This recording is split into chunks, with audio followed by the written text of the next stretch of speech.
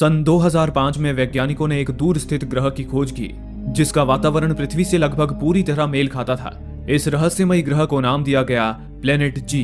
इसके ठीक एक साल बाद 2006 में नासा ने अब तक का सबसे शक्तिशाली ट्रांसमिशन डिवाइस तैयार किया जो पुराने किसी भी डिवाइस से 5 गुना अधिक ताकतवर था। इसी के साथ एक अभूतपूर्व मिशन की शुरुआत हुई जिसका उद्देश्य था उस अनजान ग्रह से संपर्क स्थापित करना। इस मिशन को नाम दिया गया था द बीकन प्रोजेक्ट। इस प्रोजेक्ट के तहत वैज्ञानिकों ने प्लेनेट जी की ओर सिग्नल भेजने की योजना बनाई ताकि यदि वहां कोई बुद्धिमान सभ्यता मौजूद हो तो वे हमारी उपस्थिति को महसूस कर सकें। इसके लिए हवाई आइलैंड की पहाड़ियों पर विशालकाय डिश एंटेनाज लगाए गए जो हर 24 घंटे में एक बार एक बेहद शक्तिशाली सिग्नल प्रसारित करते थे। ये सिग्नल सबसे पहले अंतरिक्ष में मौजूद एक सैटेलाइट तक पहुंचता जो उसे एम्पलीफाइड करके प्लेनेट जी की दिशा में ट्रांसमिट कर देता था। सिग्नल भेजने का ये सिलसिला अब शुरू हो चुका था। इसी दौरान कहानी ने हवाई के ओआहू शहर की ओर रुख किया जहां रहता था एक लापरवाह और बेपरवाह नौजवान एलेक्स हॉपर। एलेक्स की जिंदगी में कोई मकसद नहीं था, वो बस जैसे तैसे मस्ती और लापरवाही में दिन काट रहा था।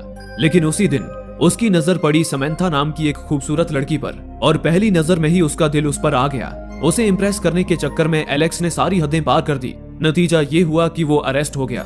गनीमत ये रही कि उसका भाई स्टोन हॉपर यूएस नेवी का एक कमांडर था जो हमेशा की तरह इस बार भी उसे मुसीबत से बाहर निकाल लाया। लेकिन इस बार स्टोन ने एक कड़वी सच्चाई भी बताई कि जिस लड़की को लेकर एलेक्स अब घर बसाने के सपने देख रहा है वो कोई और नहीं बल्कि यूएस नेवी के एडमिरल टेरेंस शेन की बेटी है। हालांकि एलेक्स को इससे कोई फर्क नहीं पड़ा, उसे सिर्फ समैंथा दिख रही थी, ना उसके पिता ना उनका रुतबा। पर स्टोन अब एलेक्स की बेमकसद और लापरवाह जिंदगी से तंग आ चुका था। उसे लगा अगर अब भी कुछ नहीं बदला तो एलेक्स पूरी तरह बर्बाद हो जाएगा और इसी सोच के साथ स्टोन ने एलेक्स को सीधा यूएस नेवी में भर्ती करवा दिया उसे जिम्मेदारी का मतलब समझाने के लिए। कहानी ने रफ्तार पकड़ी और कुछ साल बीत गए। हालांकि एलेक्स की पुरानी आदतें, जिद और लापरवाही अब भी उसका पीछा नहीं छोड़ रही थी, लेकिन समैंथा के प्यार ने उसे थाम रखा था। उसी प्यार की बदौलत आज एलेक्स यूएस नेवी में एक जिम्मेदार ओहदे तक पहुंच चुका था। वो यूएसएस जॉन पॉल जोन्स नाम के डिस्ट्रॉयर शिप पर लेफ्टिनेंट था। एलेक्स और समैंथा का रिश्ता अब शादी की दहलीज पर खड़ा था, लेकिन अभी भी एक बड़ी अड़चन रास्ते में थी। समैंथा के पिता एडमिरल टेरेंस, जिनकी नजरों में एलेक्स अब भी एक निकम्मा नौजवान था, इसलिए एलेक्स एडमिरल से समैंथा का हाथ मांगने की हिम्मत नहीं जुटा पा रहा था। एलेक्स हॉपर और उसका बड़ा भाई कमांडर स्टोन हॉपर इन दिनों हवाई में चल रहे रिमपैक नेवल एक्सरसाइज का हिस्सा थे। रिमपैक यानी कि rim of the Pacific exercise, दुनिया की सबसे बड़ी और सबसे ताकतवर नौसेना अभ्यास। यहाँ कई देशों की नेवी एक साथ मिलकर वॉर ट्रेनिंग और कोऑर्डिनेशन प्रैक्टिस करती हैं ताकि जब असली जंग का वक्त आए तो सब एकजुट होकर जवाब दे सकें। इस साल की रिमपैक ट्रेनिंग में अमेरिका, जापान, ऑस्ट्रेलिया, कोरिया जैसे शक्तिशाली देशों की नौसेनाएं शामिल थी। एलेक्स अपनी USS John Paul Jones destroyer ship में सवार था जबकि उसका भाई स्टोन यूएसएस सैमसन शिप का कैप्टन। आज रिमपैक एक्सरसाइज का पहला दिन था। सारे देशों की नेवी फोर्स अपनी लड़ाई की तकनीक का प्रदर्शन कर रही थी। इसी दौरान अंतरिक्ष में एक भयानक घटना घटी।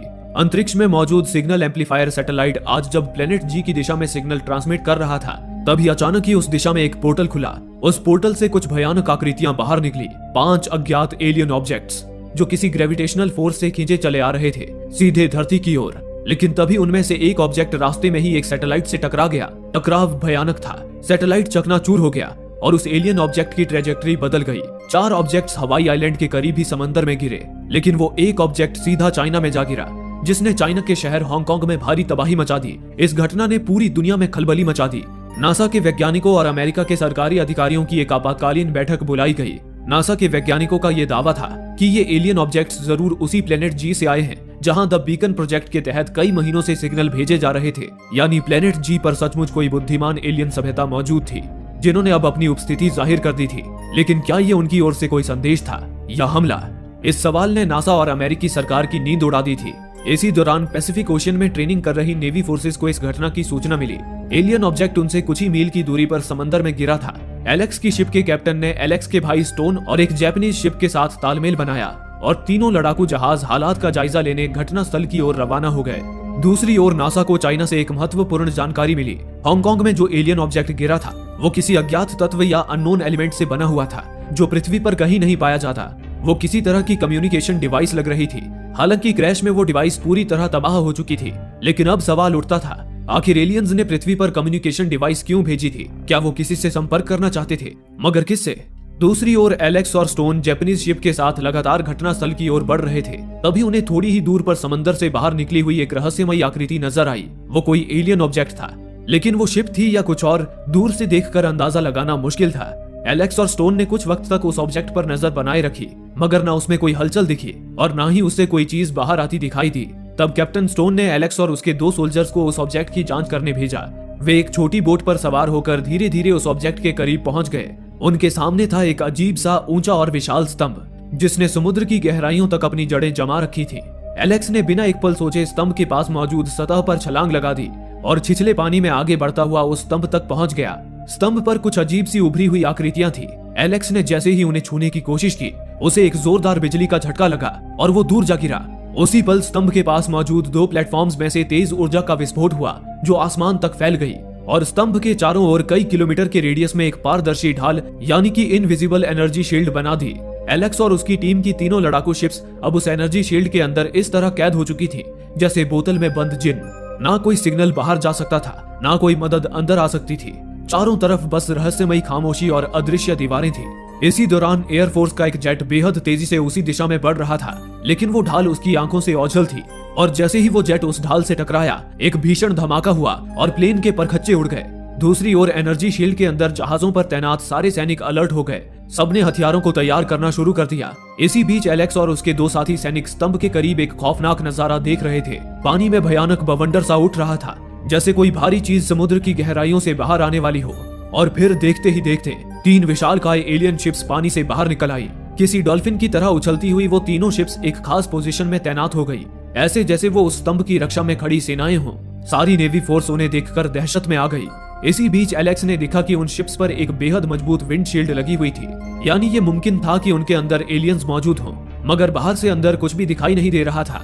तभी अचानक एक एलियन शिप से एक तेज साउंड वेव निकली, जिसने सभी जहाजों के कांच चकनाचूर कर दिए और कुछ पलों के लिए पूरी सेना के कान सुन कर दिए। इस हमले को युद्ध की चेतावनी समझते हुए कैप्टन स्टोन ने भी जंग का बिगुल बजा दिया। स्टोन की सेना ने एक एलियन शिप पर मिसाइल दागा, मगर निशाना चूक गया। उसी पल एलियन शिप से भी मिसाइल की बौछार हुई और देखते ही देखते स्टोन की शिप के परखच्चे उड़ गए। उस हमले में स्टोन और उसके शिप में मौजूद सारे सैनिकों की मौत हो गई।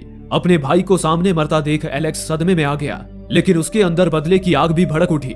वो उसी वक्त अपने डिस्ट्रॉयर शिप पर आया और शिप के कैप्टन को ढूंढने लगा, लेकिन सैनिकों ने उसे खबर दी कि उसके शिप के कैप्टन भी इस हमले में मर चुके हैं। ये सुन एलेक्स को झटका सा लगा, क्योंकि कैप्टन के बाद शिप का अगला सीनियर ऑफिसर एलेक्स ही था। अब उसे ही अपनी सेना की जिम्मेदारी उठानी थी। ये सुनकर पहले तो एलेक्स थोड़ा घबरा गया, लेकिन भाई की मौत का बदला लेने को वो तड़प रहा था। एलेक्स ने अपनी टीम को हथियार लोड करने का आदेश दिया। अब वो पूरी ताकत से उस एलियन शिप पर हमला करने के लिए तैयार था। एलेक्स की शिप को तैयार होता देख जापानीज शिप के कैप्टन नगाता ने भी अपनी टीम को अलर्ट कर दिया, ताकि वो भी एलेक्स का साथ दे सके। हालांकि पिछले हमले के बाद एलियन शिप्स पूरी तरह शांत थी, लेकिन जैसे ही एलेक्स और नगाता ने अपने अपने शिप्स के हथियार उस एलियंस की ओर मोड़े, वो एलियन शिप अचानक फिर से हरकत में आ गई। उसने मिसाइल्स की बौछार कर नगाता के शिप को ध्वस्त कर दिया। हालांकि नगाता और उसकी टीम ने पानी में कूदकर अपनी जान बचा ली, पर अब एलेक्स समझ चुका था कि कोई भी जल्दबाजी और गुस्से में लिया गया फैसला उसकी और पूरी सेना की जान ले सकता है। ऐसे में उसने खुद को शांत किया और हथियार उस शिप पर से हटा लिए। वो शिप एक बार फिर शांत हो गया। एलेक्स नगाता और उसके बचे हुए सैनिकों को रेस्क्यू कर अपने शिप पर ले आया। उसी पल एलियंस में फिर हरकत हुई। उस स्तंभ से एक स्पेस शटल जैसी आकृति और 3 घूमते हुए गोल ड्रोन्स बाहर निकले और सीधा शहरी आबादी की ओर बढ़ गए। ये ड्रोन्स, जिन्हें अब श्रेडर ड्रोन्स कहा जा रहा था, असल में डिस्ट्रॉयर्स थे। जैसे ही ये किसी मिलिट्री या इलेक्ट्रॉनिक वेपन को डिटेक्ट करते और उन्हें जरा सा भी खतरा महसूस होता, तो ये तुरंत उसे तबाह कर देते थे, फिर चाहे वो गाड़ियां हो, हेलीकॉप्टर्स हो या इंसान। आसपास के इलाके में वे ड्रोन्स भयंकर तबाही मचा रहे थे। इसी दौरान एलेक्स की गर्लफ्रेंड समैंथा हवाई के ओआहू आइलैंड की पहाड़ियों पर आई हुई थी। समैंथा एक फिजियोथेरेपिस्ट थी, जो एक retired army veteran Mick Canales के साथ एक पहाड़ी ट्रैक पर जा रही थी। मिक एक जंग में अपने दोनों पैर गंवा चुका था। उसे अब प्रोस्थेटिक लेग्स की मदद से चलना सीखना था और समैंथा उसे इसी नई जिंदगी में ढलने में मदद कर रही थी। ओआहू आइलैंड भी एलियंस की इनविजिबल शील्ड के अंदर था, जिस कारण वहां भी सिग्नल पूरी तरह से ब्लॉक हो चुका था। तभी समैंथा और मिक ने उस एलियन शिप को जाते देखा। वे सन्न रह गए। इतने में ही लोकल पुलिस की एक यूनिट वहां आई। उन्होंने समैंथा और मिक को बताया कि इस इलाके में एलियन का हमला हुआ है। पुलिस ने उन दोनों को घर लौट जाने को कहा और आगे ऑब्जर्वेटरी की तरफ चल दिए। उधर एलियन शिप सीधा ऑब्जर्वेटरी के पास आकर लैंड हुआ। हैच खुलते ही उसमें से निकले आर्मर सूट पहने कुछ एलियंस, बिल्कुल चुप लेकिन जानलेवा इरादों के साथ। उन्होंने एक पल भी गवाए बिना ऑब्जर्वेटरी पर हमला बोल दिया। शांत माहौल अब चीखों से भर चुका था। इसी बीच लोकल पुलिस यूनिट उसी दिशा में बढ़ रही थी, बिल्कुल बेखबर कि वो किस मौत के मुहाने पर हैं। तभी एक एलियन झटके से सामने आया और जोरदार घूंसा मारकर गाड़ी का शीशा चकनाचूर कर दिया। बिजली की रफ्तार से हमला कर उसने सभी पुलिस वालों को पल भर में ही खत्म कर डाला। इसी दौरान उधर एलेक्स की टीम को एक चौंकाने वाली चीज मिली। समंदर में बहकर आया आर्मर सूट पहना एक एलियन। सारे सोल्जर्स ये देखने के लिए बेताब थे कि आखिर उस आर्मर सूट के अंदर से क्या निकलेगा। तभी एलेक्स ने उसका हेलमेट निकाला। जो दृश्य सामने आया उसे देख सभी के अंदर डर की ठंडी लहर सी दौड़ गई। वो इंसानी आकार का एक एलियन था। उसके चेहरे की बनावट कुछ हद तक इंसानों जैसी थी, लेकिन उसकी दाढ़ी कांटे जैसी नुकीली थी और हाथ की उंगलियां भी बेहद अजीब लग रही थी। एलेक्स ने उसकी आंखें खोली और उनमें टॉर्च की रोशनी डाली। उसकी आंखें गहरी काली नजर आ रही थी। तभी अचानक उसकी आंखों ने गिरगिट की तरह रंग बदल लिया। एलियन अचानक जाग उठा और अपने चौड़े हाथों से एलेक्स के चेहरे को जकड़ लिया। जैसे ही एलियन ने एलेक्स को छुआ, एलेक्स को उसके दिमाग की तस्वीरें दिखने लगी। उसे एलियंस की पूरी योजना समझ में आ गई कि वे पृथ्वी पर हमला करने की तैयारी कर रहे हैं। इतने में ही एलेक्स के साथियों ने उस एलियन को एलेक्स से दूर खींच लिया, लेकिन उसी पल शिप में एक जोरदार धमाका हुआ। धुएं और आवाज के बीच शिप का दरवाजा टूटा और उस एलियन के साथी अंदर घुस आए। हैरानी की बात ये थी कि उन्होंने किसी को कोई नुकसान नहीं पहुंचाया, बस अपने घायल साथी को उठाया और चुपचाप वहां से निकल गए, जैसे कि उन्हें एलेक्स और उसकी टीम बिल्कुल दिख ही नहीं रही हो। एलेक्स को ये बहुत अजीब लगा। हालांकि इस वक्त वो एलियंस का मकसद जानकर पहले से ही दहशत में डूब चुका था।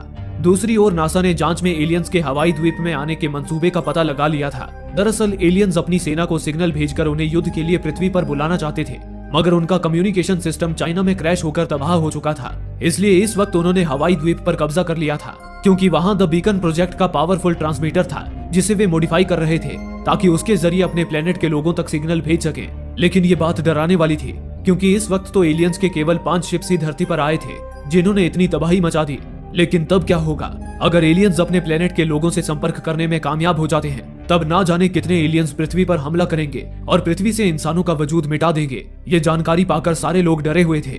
दूसरी ओर समंथा मिक के साथ ऑब्जर्वेटरी की ओर बढ़ रही थी। तभी एक आदमी भागता हुआ उनके पास आया। वो काफी घबराया और डरा हुआ था। उसका नाम था कैल ज़पाटा, जो द बीकन प्रोजेक्ट का एक साइंटिस्ट था। उसने समंथा और मिक को बताया कि एलियंस ने उनकी ऑब्जर्वेटरी पर कब्जा कर लिया है। उन्होंने सभी वैज्ञानिकों को मार डाला और अब वे अपने प्लेनेट पर सिग्नल भेजने की तैयारी कर रहे हैं। ये सुनकर समंथा और मिक सन्न रह गए। कैल ने आगे बताया कि उनका डीप स्पेस सैटेलाइट जो सिग्नल को एम्पलीफाई करता है, हर 24 घंटे में सिर्फ एक बार एक खास पोजीशन पर आता है। सिर्फ उसी समय पृथ्वी से एलियन प्लेनेट को सिग्नल भेजा जा सकता है और इस वक्त उस पोजीशन तक पहुंचने में सिर्फ 5 घंटे बचे हैं। अगर उससे पहले एलियंस को नहीं रोका गया तो दुनिया का अंत तय है। इस बात ने समंथा और मिक को गहरी चिंता में डाल दिया। अब सवाल सिर्फ एक इंसान का नहीं, पूरी मानव जाति का था और यहीं से उन्होंने एलियन के मंसूबों को नाकाम करने का फैसला किया। उधर एलेक्स और उसकी टीम भी इसी पर विचार कर रहे थे। इसी बीच एलेक्स की टीम के एक टेक्नीशियन को एलियन के हेलमेट की जांच में कुछ पता चला। उसने एलेक्स को लेपर्ड गेको कहे जाने वाली छिपकली की इमेज दिखाई। उस छिपकली की आंखें एलियन की आंखों से बिल्कुल मेल खा रही थी। टेक्नीशियन ने एलेक्स को बताया कि ये छिपकली सनलाइट के प्रति काफी सेंसिटिव होती है और एलियन का वो हेलमेट सन ग्लास की तरह है, लेकिन बहुत एडवांस। उसके अंदर नमी है और हल्की ऑक्सीजन भी। इन सब से ये साबित होता है कि एलियंस भी सूरज की रोशनी के प्रति काफी सेंसिटिव हैं। हो सकता है लेपर्ड गेको की तरह सूरज की रोशनी में ये एलियंस ठीक से देख नहीं पाते हों, इसलिए उन्होंने हमें नहीं देखा था। संभव है कि वो केवल अपने हेलमेट में लगे स्कैनर्स के जरिए हमें देख पाने में सक्षम है। एलेक्स को अब एलियंस की एक कमजोरी तो पता चल चुकी थी। एलियंस सीधे उन्हें देख नहीं सकते थे। वे बस हथियारों को डिटेक्ट करके खतरे का पता लगाते थे और हमला करते थे। एलेक्स ने एलियंस की इस कमजोरी के बलबूते उन्हें खत्म करने का ठान लिया। जापानीज कमांडर नागाता भी एलेक्स के साथ था।